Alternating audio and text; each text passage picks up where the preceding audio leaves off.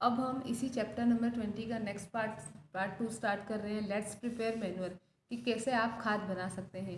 Dig out the pit in a corner of your school. अपने school के किसी corner में एक गड्ढा खोद दो। Put fallen leaves and twigs from the trees and the leftovers of the midday meals into it. फिर आपके जो आसपास पेड़ों की जो सूखी पत्तियाँ और जो तिनके वगैरह बिखरे हुए हों वो, और जो आपका बचा हुआ मिड डे मील हो, वो सब आप उसमें डाल दो। Peels of vegetables and fruits can also be put. सब्जियों के और फ्रूट के जो छिलके होते हैं वो भी आप उसमें डाल दो। After some time all this things will decay to form good. यहाँ पर फ्रॉम नहीं है, फॉर्म है, गुड मैनुअल। कुछ टाइम बाद में क्या होगा, ये सारी की सारी चीज़ें सड़ जाएगी। डिके यानी कि सड़ना, सड़ जाएगी और एक अच्छा खाद बना देगी। Storing of grains. आप कैसे अनाज को स्टोर करके रख सकते हो। After harvesting the main challenge for a farmer is storage. अच्छा, फसल पक गई, उसकी कटाई हो गई, उसके बाद किसान के लिए एक मेन चैलेंज होता है उस फसल को स्टोर करके रखना। Bags of harvested crops are taken from the fields to warehouse. जो हार्वेस्टेड क्रॉप होती है उसके बैग जो है वो वेयर हाउस यानी कि गोदाम तक ले जाए जाते हैं। It may be a room of house और अ कोल्ड स्टोर। ये जो वेयर हाउस होता है वो आपके घर का ही एक रूम हो सकता है या कोई कोल्ड स्टोरेज हो सकता है। There should be no humidity at the place. उस वहाँ जहाँ पर आप स्टोरेज कर रहे हैं वहाँ पर ह्यूमिडिटी यानी कि नमी नहीं होनी चाहिए। Where crop such is gram moong are store. जहाँ पर कि चने मूंग वगैरह आप स्टोर करोगे इस तरीके की फसलें। The storage place should also be free from insect. और जो स्टोरेज प्लेस है वहाँ पर कोई इंसेक्ट्स वगैरह भी नहीं होने चाहिए।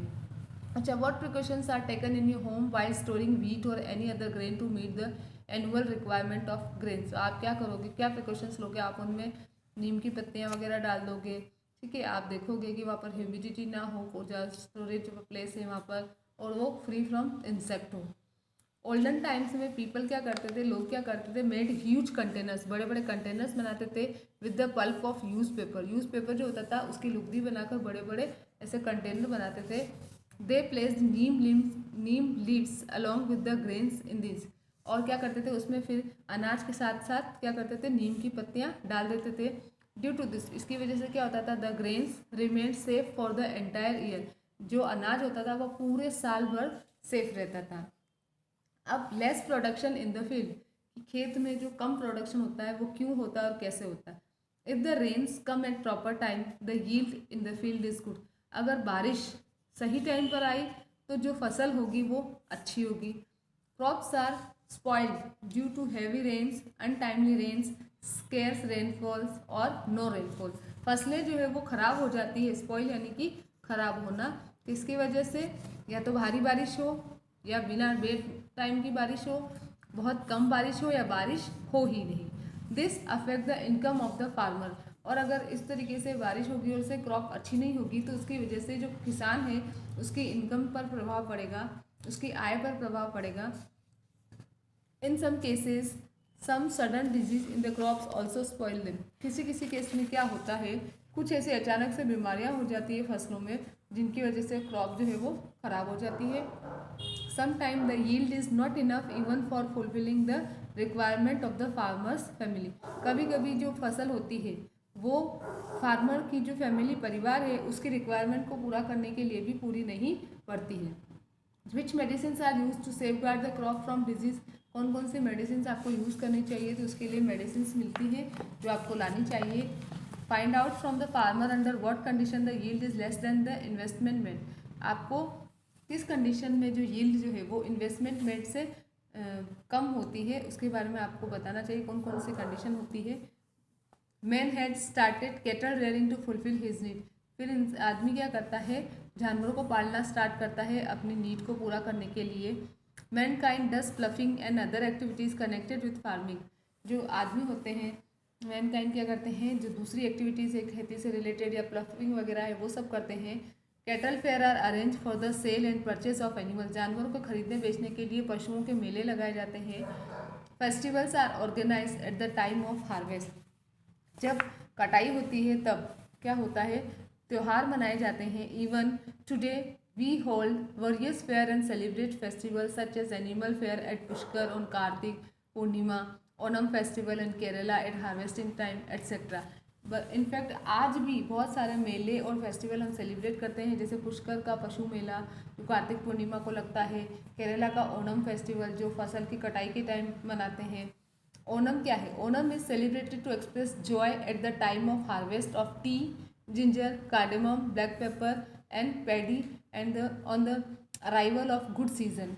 ओणम क्या होता है? जब चाय, अदरक, इलायची, काली मिर्ची, पैडी एंड राइस, इन सब की जब हार्वेस्ट का टाइम होता है तो अपनी खुशी दिखाने के लिए, है ना, और जो अच्छे सीजन के अराइवल के लिए इस खुशी में वो ओणम मनाया जाता है। इन द सेम वे, उसी तरीके से Pongal festival is celebrated in Tamil Nadu. Tamil Nadu में उसी तरीके से जैसे केरला में ओणम मनाते हैं, तमिलनाडु में पोंगल मनाया जाता है। At this time the crop of paddy get harvested. इस टाइम क्या होता है? जो चावल की जो फसल होती है वो पक जाती है। अच्छा, at present time people rear different animals. अभी लोग बहुत सारे एनिमल्स पालते हैं, जैसे काऊ, बफेलो, गोट, शीप, कैमल, हॉर्स। तो आपको क्या करना है? इस टेबल को फिल करना है। यहाँ पर एनिमल का नेम दे रखे हैं और आपको इनसे क्या क्या मिलता है वो आपको यहाँ पर लिखना है। जैसे कि शीप से आपको वूल मिलती है, मिल्क मिलता है ना, तो आप वो सब चीज़ें इसमें लिखोगे, और डंग मिलता है। इस तरीके से आप इस टेबल को फिल करोगे। It is your homework. अच्छा, आपके नियर एरिया जो है वहाँ पर कौन कौन से एनिमल्स रियर्ड किए जाते हैं यानी पाले जाते हैं, आप बता सकते हैं। जैसे काऊ, बफेलो, ये सारे पाले जाते हैं, और भी अगर कुछ होते हैं तो आप बता सकते हैं। What were the reason of rearing animal in olden time? पुराने टाइम में क्यों पाले जाते थे? ताकि उनकी जो एग्रीकल्चर की जो एक्टिविटी है वो भी हो जाए और उनकी जो नीड्स है वो भी फुलफिल हो जाए। In cattle rearing a good and clean habitat is needed for the animals. पशुपालन में, कैटल रियरिंग यानी कि पशुपालन में एक बहुत अच्छा और साफ जो वातावरण होता है वो जानवरों के लिए ज़रूरी होता है। Nutritious fodder and medical checkup is also essential. अच्छा, फिर उनके लिए जो चारा होता है न्यूट्रियस, वो और मेडिकल चेकअप भी एसेंशियल है यानी कि ज़रूरी है। Just as when we fall ill, जैसे हम बीमार पड़ते हैं, और illness badly affect our working efficiency, हमारी बीमारी हमारी काम करने की क्षमता को प्रभावित करती है। इन द सेम वे, उसी तरीके से animals also fall ill, animal भी बीमार पड़ते हैं। एंड दैट इलनेस, और वो जो बीमारी होती है, अफेक्ट देयर वर्किंग एबिलिटी, वो उनकी काम करने की जो क्षमता होती है उसको अफेक्ट करती है। यहाँ पर ये एक काउ शेड का आपको पिक्चर दिख रहा है ना, तो आप इसको देखकर देख सकते हो कि कैसे कैसे अरेंजमेंट उनके लिए क्या क्या करने चाहिए, आपको उनको हेल्दी रखने के लिए क्या क्या करना चाहिए, है ना। तो जब कैटल बीमार हो जाते हैं तो कैटल रियर्स को क्या करना चाहिए? उसको डॉक्टर के पास लेकर जाना चाहिए, डॉक्टर को बुलाना चाहिए उसका चेकअप करने के लिए, और उसको मेडिसिन वगैरह दिलवानी चाहिए। Nowadays people put the leftover of the eatable part of vegetables and fruits in polythene bags and throw them out। अभी लोग क्या करते हैं? बचा हुआ खाना होता है, सब्जियां बची हुई, उन सबको पॉलीथीन बैग में भरते हैं, फ्रूट्स वगैरह को, और उनको बाहर फेंक देते हैं। The animal consume all this along with the plastic bag. Animal जब उस खाने को देखता है तो वो उसको उस प्लास्टिक बैग के साथ में ही खा लेता है। The plastic bag damage their digestive system. फिर वो जो प्लास्टिक बैग होता है वो उनके डाइजेस्टिव सिस्टम को डैमेज कर देता है, ठीक है, और उसकी वजह से वो क्या हो जाता है? बीमार पड़ जाते हैं। और कभी कभी केसेस में तो क्या होता है, बहुत ज़्यादा वो ऐसे प्लास्टिक्स खा लेते हैं तो वो मर जाते हैं। For some people cattle breeding is a profession. कुछ लोगों के लिए कैटल ब्रीडिंग क्या है? एक व्यवसाय है। जैसे कि एग्जाम्पल है, cattle are reared for milk and other products and this is called dairy profession, जिसमें जानवर जो है दूध के लिए और दूध वाले जो दूसरे प्रोडक्ट हैं उनके लिए पाले जाते हैं। तो ये क्या हो गया? डेयरी प्रोफेशन हो गया। People who breed horse's use them in many ways, कि लोग जो हॉर्स पालते हैं वो उनको बहुत तरीके से यूज़ करते हैं, जैसे कि टोंगा ड्राइविंग में, रेस के पार्टिसिपेशन में, है ना, और स्पोर्ट्स के लिए हॉर्स ट्रेन करते हैं। And to form chariots which are use in wedding procession, और जो शादी में जो चैरियट्स, जो बग्गियाँ, रथ वगैरह जो बनाए जाते हैं उनके लिए, तो इन सभी के लिए क्या करते हैं? वो हॉर्सेस का यूज़ करते हैं। अच्छा, what professions are associated with animal husbandry around your area. जानवरों से रिलेटेड आपके आसपास में कौन सा प्रोफेशन है? तो जैसे कि डेयरी प्रोफेशन आपके आसपास दिख ही जाता है, तो उसका आप एग्जांपल दे सकते हैं। अच्छा, फार्मिंग में बहुत सारे फार्मिंग में जो है एनिमल का यूज़ किया जाता है। क्रॉपिंग के लिए ट्रैक्टर का, थ्रेशर का, है ना, और फूड ग्रेन अलग करने के लिए थ्रेशर का यूज़ किया जाता है। कैटल से हमको अलग अलग काइंड के टाइप के प्रोडक्ट्स जैसे मिल्क, कर्ड, चीज़, लेदर, घी, वैसे बहुत सारी चीज़ें मिलती है, वूल, ये सब चीज़ें मिलती है। फार्मिंग में अलग अलग काम जो है जो एक फार्मर द्वारा किए जाते हैं। ठीक है, इसके बाद अब आप आ जाओ अपने क्वेश्चन आंसर पर। आपको फर्स्ट क्वेश्चन है, चैप्टर यहाँ पर आपका ओवर होता है, यहाँ से हम आपकी एक्सरसाइज स्टार्ट कर रहे हैं। From where do we get seeds for sowing. अच्छा, बीज हम कहाँ से बोने के लिए कहाँ से खरीदते हैं? कोऑपरेटिव समिति और मार्केट से। Which animal do you domesticate in your home. आपके घर में कौन से हो सकते हैं, कौन से एनिमल्स आप पालते हो? तो काऊ, बफेला, ऐसे आप पाल सकते हैं। Which chemical fertiliser are use to make the soil fertile. Soil fertile के लिए जैसे यूरिया, DAP ऐसे केमिकल फर्टिलाइजर का यूज़ किया जाता है।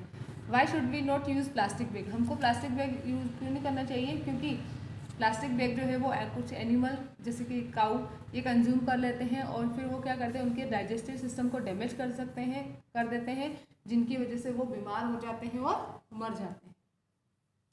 इसलिए हमें प्लास्टिक बैग यूज़ नहीं करना चाहिए। इसके बाद नेक्स्ट है आपका एक टेबल दी हुई है, write name of any 3 animal which are found around your area and the product obtain from them. Cow, buffalo, sheep, इस तरीके से आप नाम लिख सकते हो। इनसे क्या क्या चीज़ें मिलती है वो आप यहाँ लिख सकते हो। ठीक है, उसके बाद सेकंड है, analyst the products obtain from the following crops and complete the table given below. कि आपको ये जो प्रोडक्ट जो क्रॉप्स दी हुई है उनसे क्या क्या प्रोडक्ट मिलते हैं वो आपको यहाँ पर लिख दें। जैसे मस्टर्ड से क्या मिलता है?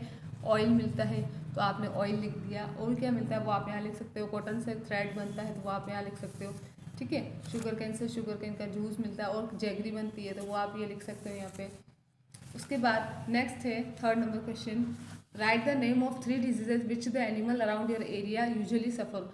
यूजुअली आपके जो आसपास के जो एनिमल्स हैं यूजुअली उनको कौन कौन सी डिजीजेज होती है उसके बारे में 3 बीमारियों के नाम आपको यहाँ पर राइट डाउन करने हैं। फिर है mention 3 disadvantages of using polythene bag. Polythene bag के 3 जो नुकसान हैं वो आपको यहाँ पर लिखने हैं। Urea is a type of, किस टाइप का फर्टिलाइजर है वो? Chemical fertiliser, is a type of chemical fertiliser. ठीक है, उसके बाद है नेक्स्ट आपका mention the uses of following animal and complete the table given below. जैसे कि आपको क्या करना है, नेम ऑफ एनिमल, कैमल का यूज़ कहाँ आता है? प्लफिंग में आता है। और उसके अलावा एन्जॉयमेंट के लिए होता है, हॉर्स का रेस में आता है। उसके बाद वेडिंग जो एक्टिविटीज़ होती है उसमें आता है और स्पोर्ट्स के लिए आता है। बुल का रेड चलाते हैं उसमें आता है और प्लफिंग के लिए यूज़ में आता है। तो आपको क्या करना है, ये सारे आपको राइट डाउन करने हैं। ठीक है, सारे जो क्वेश्चन आंसर्स हैं आपको ये आपका होमवर्क है, आपको तो फाइंड आउट करने ही हैं। इसके बाद जो भी क्वेश्चन आंसर्स है सभी का आपको PDF के रूप में आपको आंसर्स प्रोवाइड करवा दिए जाएंगे। आपको अपनी कॉपी में सारे जो काम है वो अच्छे से और प्रॉपरली सही ढंग से ब्यूटीफुल राइटिंग में करने। ओके, यहाँ आपका चैप्टर ओवर होता है। Thank you, have a nice.